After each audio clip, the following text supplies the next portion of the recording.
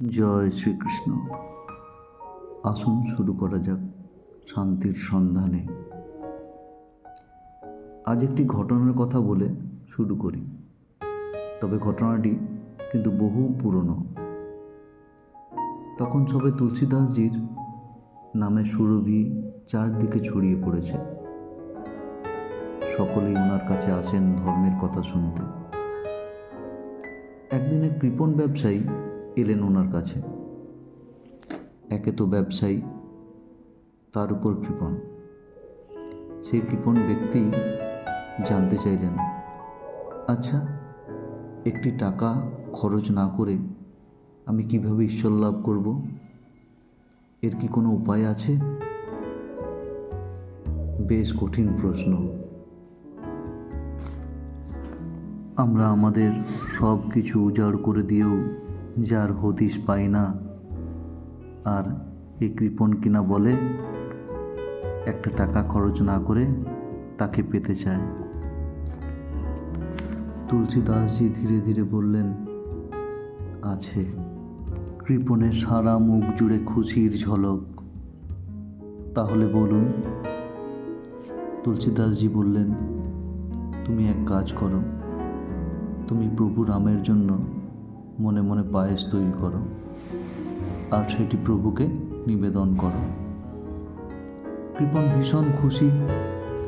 তাহলে তো তাকে সত্যিকারের চিনি, দুধ কিছুই কিনতে হচ্ছে না, শুধু মনে মনে পায়েস বানালেই হলো, কোনো খরচও নেই।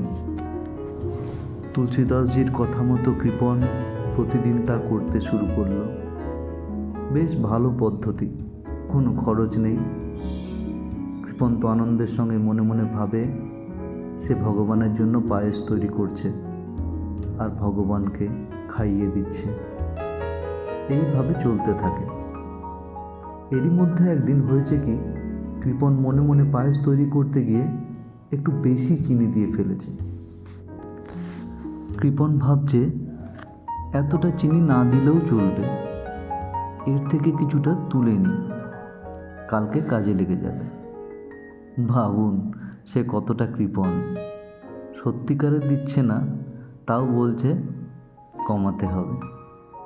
যাই হোক, সে যখন কমাতে যাচ্ছে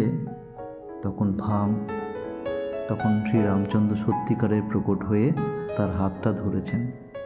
কি করছিস তুই? মনে মনে দিচ্ছিস, তাও আবার কমিয়ে নিচ্ছিস? কৃপণ তো ভগবানকে চাক্ষুষ দেখতে পেয়ে একেবারে চমকে গেছে। কৃপণের চোখে জল। ভগবানের পায়ে ধরে হাউ হাউ করে কাঁদতে শুরু করে দিয়েছে। দেখুন তাহলে, সত্যিকারের পুজো না করেও, মনে মনে কল্পনার সাহায্যে পুজো করেও ভগবানকে পাওয়া যায়।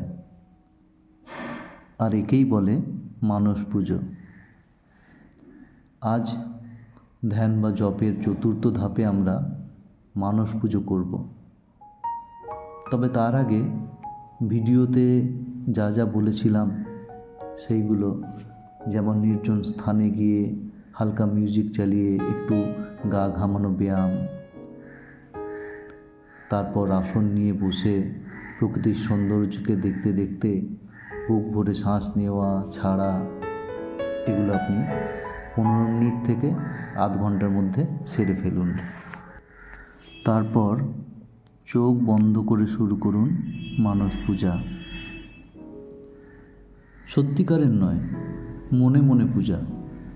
তবে যাদের একটু কম বয়স, এই ধরুন 6 থেকে 35 বছর, তারা এরকমভাবে মানস পূজা, আর যারা একটু বড় তারা আরেক রকমভাবে করতে পারেন। তবে নির্দিষ্ট কোনো নিয়ম নেই, যারা যেমন সুবিধা তারা সেভাবে করতে পারেন। আসলে কম বয়সীদের একটু ধৈর্য কম, তো তাই ওরা চোখ বন্ধ করে মনে মনে ভাববে ওরা হেঁটে চলেছে একটি নির্জন মন্দিরের দিকে, যেখানে ওদের প্রিয় ভগবান ওদের জন্য অপেক্ষা করে আছেন।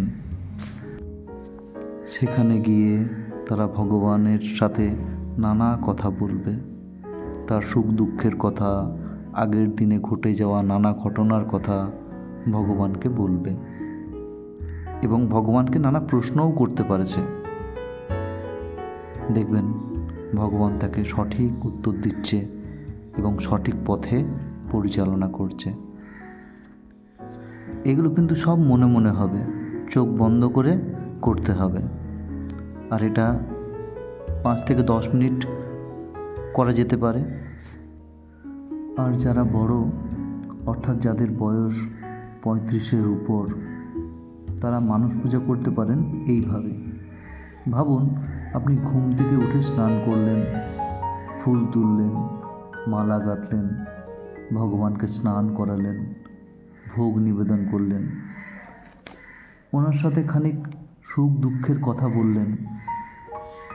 এগুলো কিন্তু সব মনে মনে করবেন। যার যেমন সুবিধা নিজের মতো করে কল্পনা করে নেবেন। আমি যেমনভাবে বলছি সেভাবেই করতে হবে এমন কিন্তু না, আপনার সুবিধা মতো করে নেবেন। তবে একটা কথা বলবো, ভগবানকে কিন্তু ভয় করবেন না, ওনাকে নিজের আপন করে নেবেন। বন্ধু ভাবতে পারেন, সন্তান ভাবতে পারেন, প্রভু ভাবতে পারেন, আপনার যেটি ভালো লাগে সেটি করবেন। তবে আজ এই পর্যন্তই থাক। পরের দিনের ভিডিওতে আমরা আলোচনা করব এই মানস পুজো করতে গিয়ে আপনার কি কি অসুবিধা হতে পারে এবং সেই অসুবিধার থেকে আপনি কিভাবে বেরিয়ে আসবেন। জয় শ্রীকৃষ্ণ।